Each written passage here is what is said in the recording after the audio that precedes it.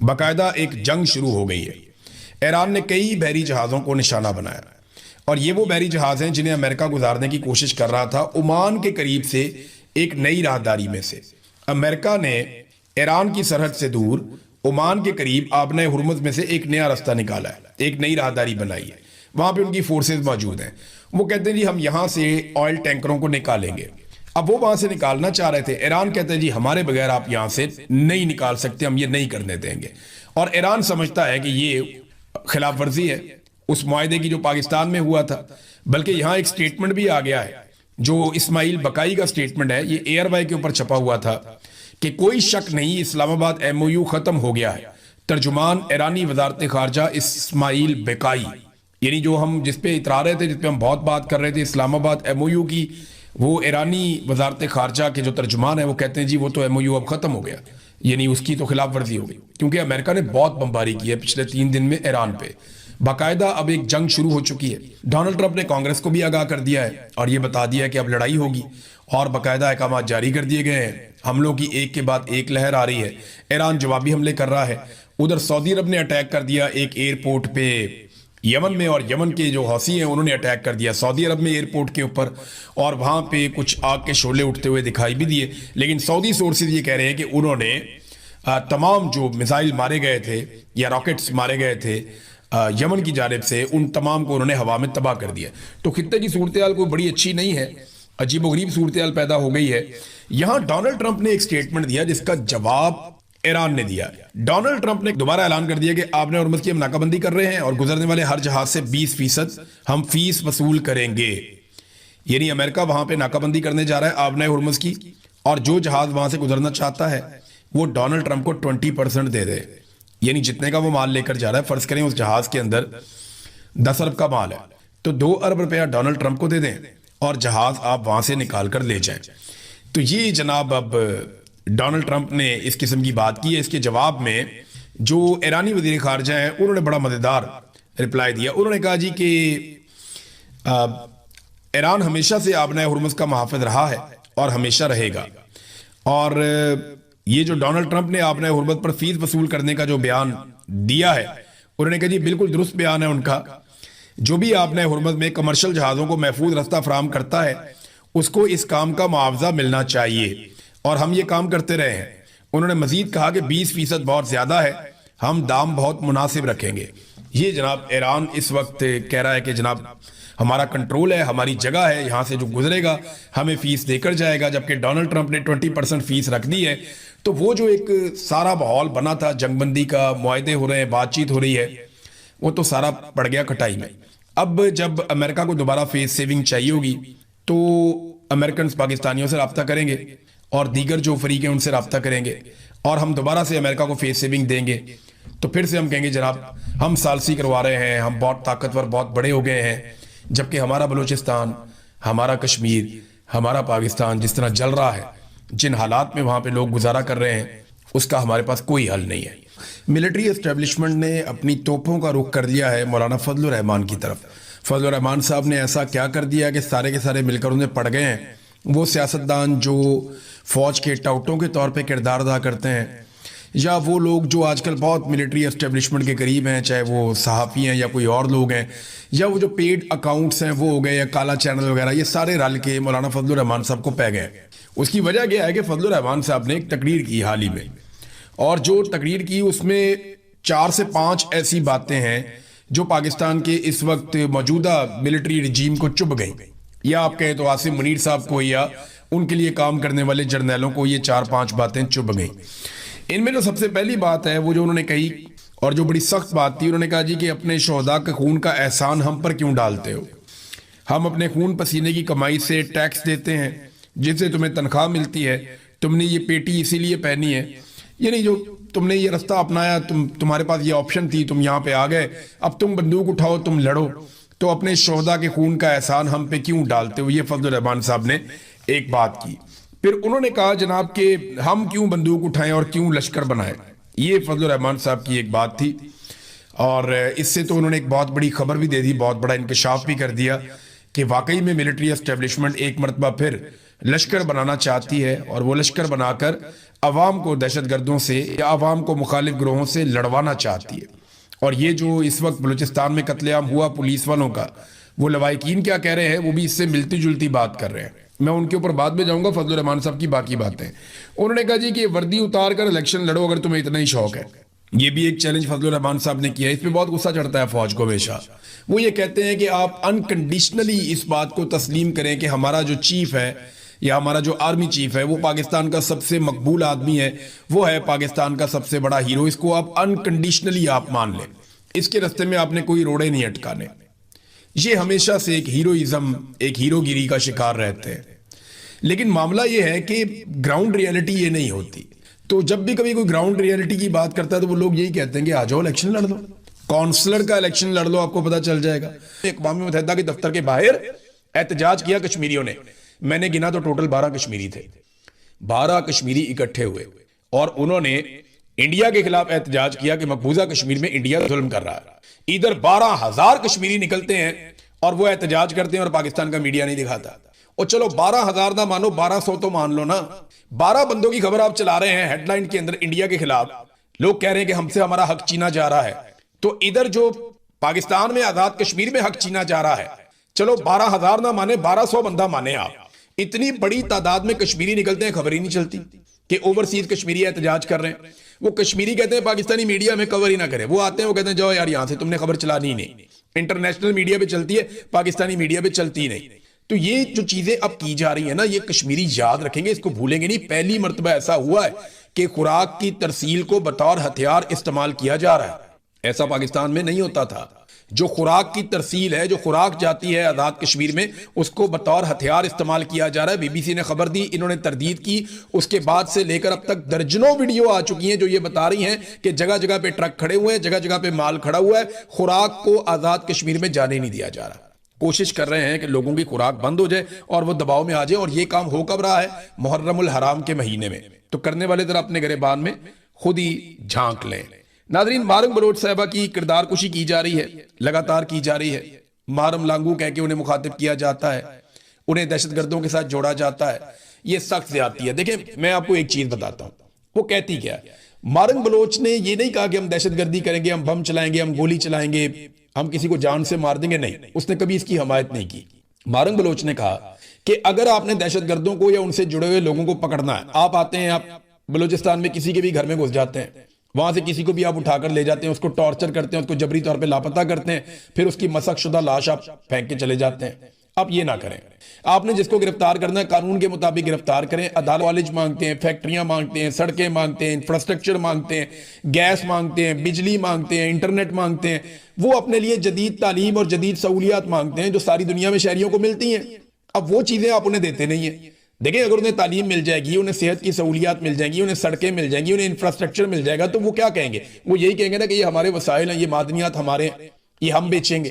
बस यहीं पे आगे असल फड्डा हो जाता है। बलूचिस्तान को नाखवानदा रखा गया, जानबूझकर बलूचिस्तान के लोगों को पीसा गया, बलूचिस्तान के अंदर डिवीजन पैदा की गई, बलूचिस्तान में लोगों को आपस में लड़वाया गया, बलूचिस्तान के अंदर दहशतगर्दी को सपोर्ट किया गया और उसके नतीजे में वहां से मादनियात निकाले गए। मुझे तो यही बात समझ आती है। और बलूचिस्तान के बजट को जिस तरह खाया गया, ऐसे दुनिया की तारीख में कभी हमने नहीं सुना कि किसी सूबे के अंदर इतनी दो नंबरी हुई हो जितनी हमने बलूचिस्तान में होते हुए देखी है। नादरीन, जियो न्यूज़ के हवाले से खबर है, उनकी नशरियात 15 दिन के लिए मुअत्तल की गई हैं क्योंकि मजहबी नुक्ता नज़र से उन्होंने कुछ ऐसा कंटेंट चला दिया जिससे लोगों के जज्बात जो हैं उनको ठेस पहुंची। अब मेरी गुजारिश जो है ना वो तमाम लोगों से है। कुछ लोगों को मैं सोशल मीडिया पे देख रहा था कि उन्होंने भी गैर जिम्मेदारी का मुजाहरा किया। अब ये एक मेन स्ट्रीम मीडिया, बल्कि पाकिस्तान का एक सबसे बड़े मीडिया में से एक है जियो न्यूज़। तो सबको ना जिम्मेदारी का एहसास करना चाहिए। और यहाँ पे मैं ये नहीं कहूँगा कि कोई भी जो है वो गुस्ताख है या कोई भी जो है उसने ब्लास्फेमी हमले होने जा रहे हैं। ये छोटी बात नहीं है, ये बहुत बड़ी बात है। क्वेटा में जो बताया गया मुख्तलिफ सहाफियों की जानिब से और मकामी लोगों की जानिब से, ये सुबह 6 बजे के करीब हमलों का आगाज हुआ और ये क्वेटा बलूचिस्तान का कैपिटल है। दहशतगर्दों ने सरियाब रोड और हजारगंजी से लेकर रेड जोन के करीब ईदी चौक के इलाकों में जगह जगह हमले किए, बल्कि इन्होंने धमाके से बैंक को उड़ा दिया, बैंकों को लूटा भी गया। और ईदी चौक पर एक जोरदार धमाका भी हुआ जिसकी नौयत का अभी तक तायुन नहीं हो सका। अभी खबरें आ रही हैं कि नुकसान कितना हुआ। फिर मस्तूंग में पुलिस हुकाम के मुताबिक मस्तूंग जेल पर होने वाले हमले के दौरान 27 कैदी भी जेल से फरार होने में कामयाब हो गए। ये इब्तदाई इतलात है।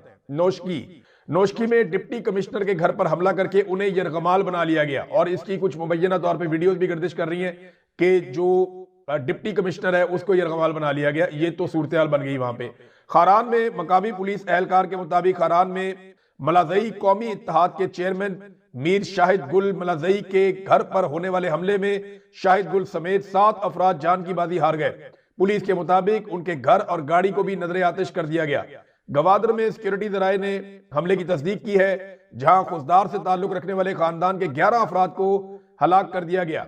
इनमें 3 खवातीन और 3 बच्चे शामिल हैं। ये मैं बीबीसी से पढ़ के आपको सुना रहा हूं, तो इसलिए लफ्ज हलाक आ जाता है। आप इसको शहीद ही समझें, क्योंकि हम इसके लिए लफ्ज शहीद इस्तेमाल करते हैं। पसनी, बलूचिस्तान के जिला पसनी में एक खातून खुदकुश हमला आवर की जानिब से मैरी टाइम सिक्योरिटी एजेंसी के दफ्तर पर हमले की भी इतला मौसूल हुई। ताम हुकाम ने यहां होने वाले नुकसानात की तफसीलात फराहम नहीं की। मच, जिला मच में पुलिस एहलकार और मकामी सहाफी के मुताबिक लोगों के घरों से ना निकलने की हिदायत की गई और इस हवाले से मसाजिद में ऐलानात भी किए गए और दीगर जगह जहां पे ये अटैक हुए। खौफनाक हमले, बहुत खौफनाक हमले, और पाकिस्तान की इंटेलिजेंस एजेंसीज का मुकम्मल फेलियर है और ये एक मरतबा नहीं, लगातार हो रहा है। बलूचिस्तान में जब भी इस नौयत के हमले होते हैं, पाकिस्तान की इंटेलिजेंस एजेंसीज मुकम्मल तौर पर नाकाम रहती हैं। इससे पहले जाफर एक्सप्रेस जैसा खौफनाक अटैक होता है और कोई उससे पहले नहीं जानता था कि पूरी की पूरी ट्रेन को यरगमाल बना लिया जाएगा और इतने बड़े पैमाने पर कत्लेआम होगा और इतना बड़ा ऑपरेशन करना पड़ेगा। उसके बाद मुख्तलिफ शहरों में इस नौयत के अटैक्स होना शुरू हो गए और अब लगभग 10-12 जगहों पे एक साथ इतने बड़े पैमाने पर हमले। और अख्तर मेंगल जो एक बड़े लीडर हैं बलूचिस्तान के, उनका यह कहना है कि इस नौयत के हमले उन्होंने इससे पहले नहीं देखे, बहुत बड़े पैमाने पर बदअमनी हो रही है। यानी बड़ी खौफनाक सिचुएशन है बलूचिस्तान में और ये पाकिस्तान की इंटेलिजेंस एजेंसियों का, मैं आपको बार बार कहूंगा कि एक मुकम्मल फेलियर है। इन्हें देखिए, इंटेलिजेंस एजेंसियां इसलिए नहीं होती हैं कि आपने बाद में लिख कर देना है कि क्या हुआ था। एजेंसियों का काम यह होता है कि कोई इंसिडेंट होने वाला है, हमारे पास उसकी पहले से इतला है, हमें पता है कहां पे तैयारी हो रही है, कहां पे प्लानिंग हो रही है, किस तरीके से ये दहशतगर्द आएंगे, तो सिक्योरिटी फोर्सेस पहले से जाल बिछाकर बैठे होते हैं। हर मर्तबा हमें खबर दी जाती है कि जनाब पाकिस्तान ने या पाकिस्तान की सिक्योरिटी फोर्सेस ने दहशतगर्दों का हमला नाकाम कर दिया। देखिए, दहशतगर्दों का हमला नाकाम कर दिया, ये खबर तो दी जाती है सरकार की जानिब से, सिक्योरिटी फोर्सेस की जानिब से, लेकिन दहशतगर्द हमला कर चुके होते हैं, उसके बाद उनको डिसआर्म किया जाता है या उनको एलिमिनेट किया जाता है या उनको मार दिया जाता है, जहन्नुम हासिल कर दिया जाता है, वो बाद में किया जाता है। नाकाम हमला तब होता है जब हमला आवर हमले से पहले काबू आ जाए।